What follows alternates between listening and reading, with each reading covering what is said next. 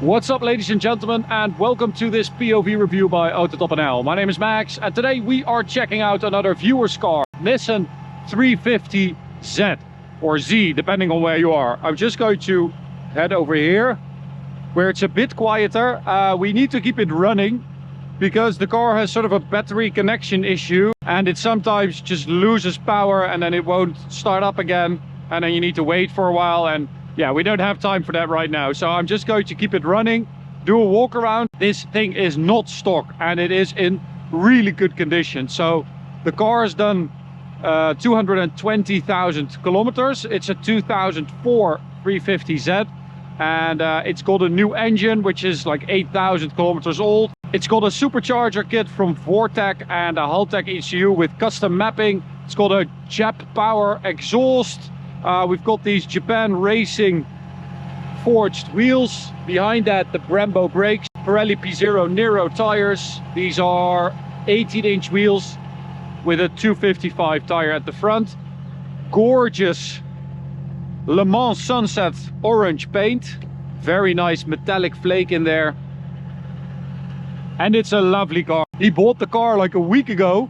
And then he had to create an Instagram account because he didn't have one, to send us a message immediately after he bought the car, asking us if we wanted to drive it and if we wanted to feature it on our channel. So thank you so much. We really appreciate it. Introduced in 2002, and it was sort of, it had to kind of give the Nissan Z branch new life, which they did with the 240Z concept car with a 2.4 liter 4-cylinder, but that was really not it. And then they felt like the engine was a bit underpowered, so eventually they came up with this with the 3.5 liter V6. This car has different front lights as well, as you can see, a bit more modern. And then these rear lights are different as well, with the Z in there, the shape. Let me just turn them on.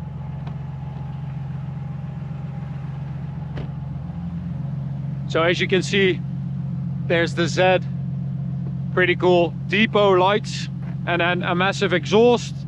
The car has test pipes, so no catalytic converters anymore.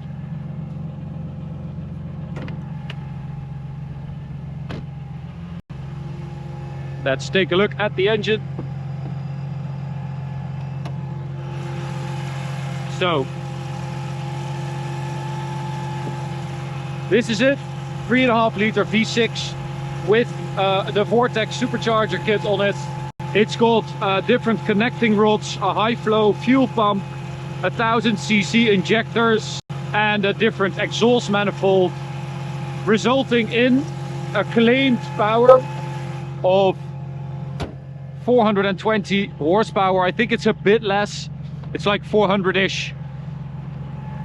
But it is quite a bit more than the stock 290 it used to have, which is nice, because that was one of the complaints back then, that it felt a bit heavy and, well, not underpowered, but not super fast. So now with this 100 plus horsepower extra, it feels pretty good actually. They did limit the revs, so it has a rev limiter at like 5.750 or 5.8. So it kind of runs out of breath quickly, but it is a cool driving experience. So let's go. Oh, interior. Let's check out the interior. Very retro, of course. I mean, the thing is over 20 years old. Big steering wheel with the Z badge. And then in the rear you have the strut brace. So, you know, luggage compartment is pretty much unusable. You have the speakers here, and then you have two glove compartments, basically. Storage lockers behind the seats. You don't have a regular glove compartment. No, you don't. So 12 volt there, some storage, heated seats, manual 6-speed. Oh, the car also has a different clutch. So yeah, let's go for a drive and see what it feels like. Well, I already know what it feels like because I drove it here, and it is pretty cool. No limited slip, so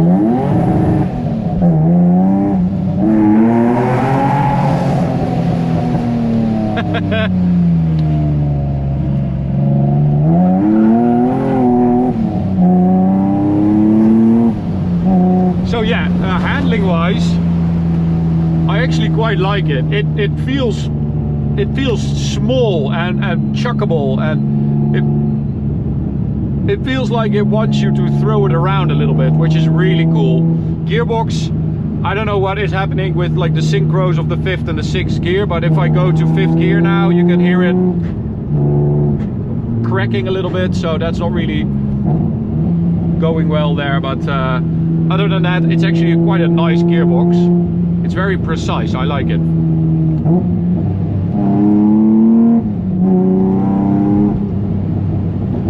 So normally you have a 3.5 liter naturally aspirated V6, 290 horsepower, 370 newton meters of torque. I don't know the torque figure, but I'm guessing it is quite a bit more than stock.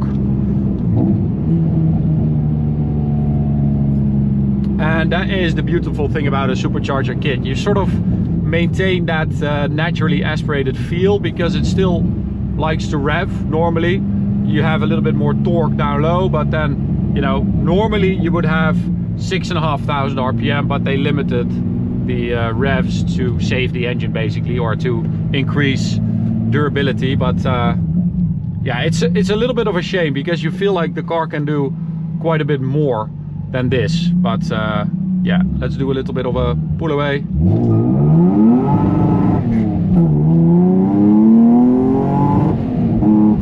It also feels like it's just getting up to speed, you know. It's like happy to rev.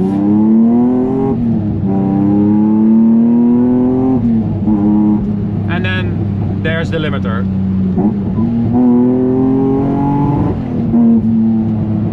But it sounds really cool.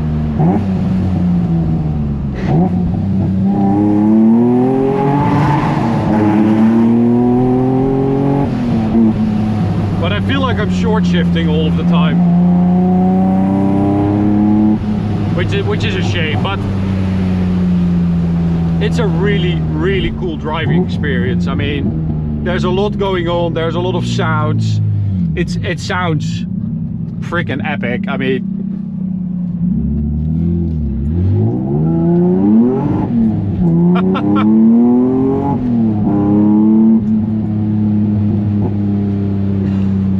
you also get some like pops from the exhaust. It's got a stainless steel exhaust manifold, test pipes, exhaust, so I think it's just completely straight, which is pretty cool.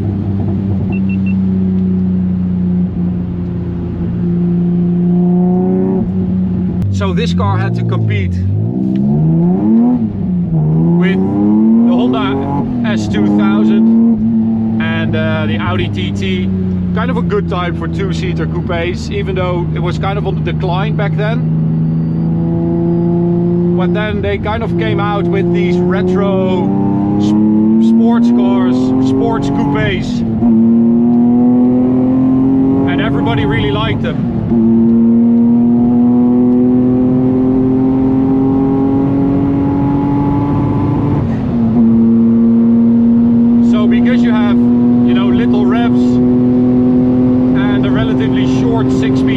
The top speed is also kind of limited. So that was 250 on the speedo.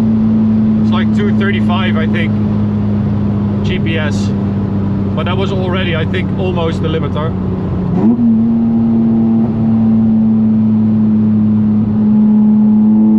Oh Jesus, that's loud. Oh my ears.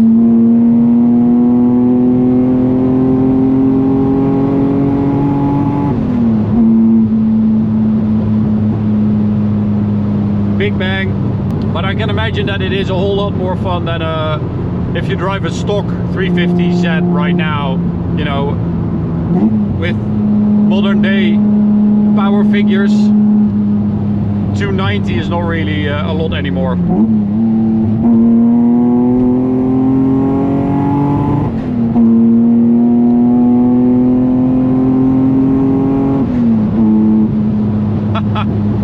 It's a fun little car. I like it. I think it kind of lives up to what I was expecting. It feels solid. These engines are very reliable.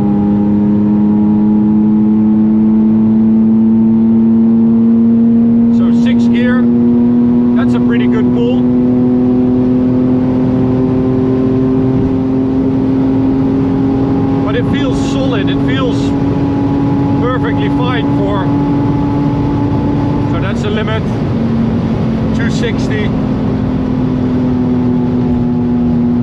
Whoa, suspension feels good as well. That is very good. Wow, that was honestly very impressive, the way it just absorbed that bump. Brakes are getting a little bit hot now, so yeah.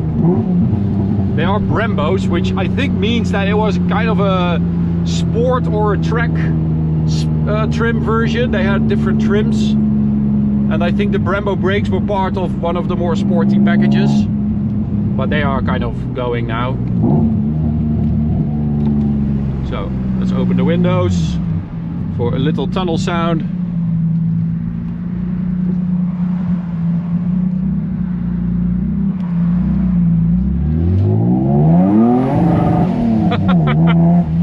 So it doesn't have a limited slip, which means it's just hopping around.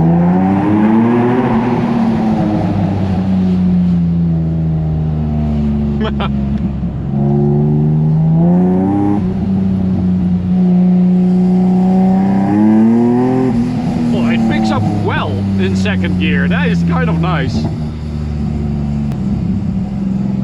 Steering is nice and heavy. Just, you know, old school steering is so good. So much feel.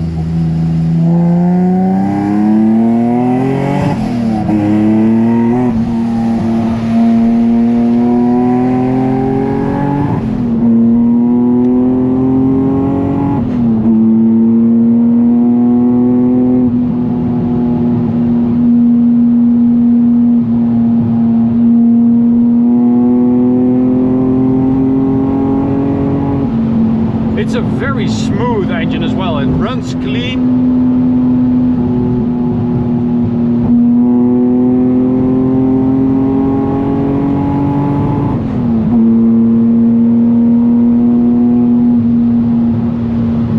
Yeah, I like it. You've got a really cool car. I think it's his second car. He owned a Honda Prelude before this, the 2-liter I, which we also tested, and I also really liked that car. Very, very good chassis and suspension setup.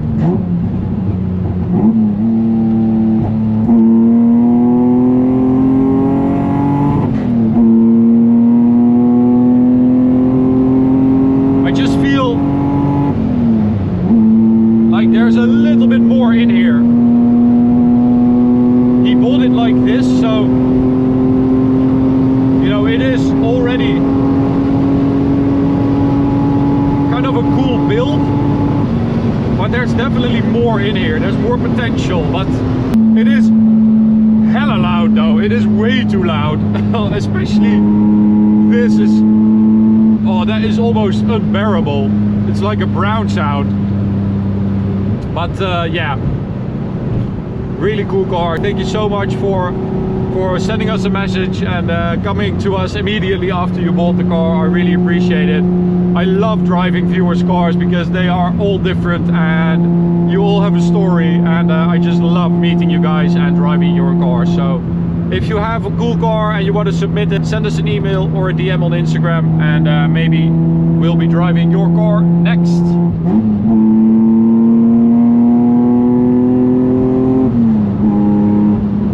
Thank you so much for watching. Hope you enjoyed it. You can subscribe by clicking the big button in the middle.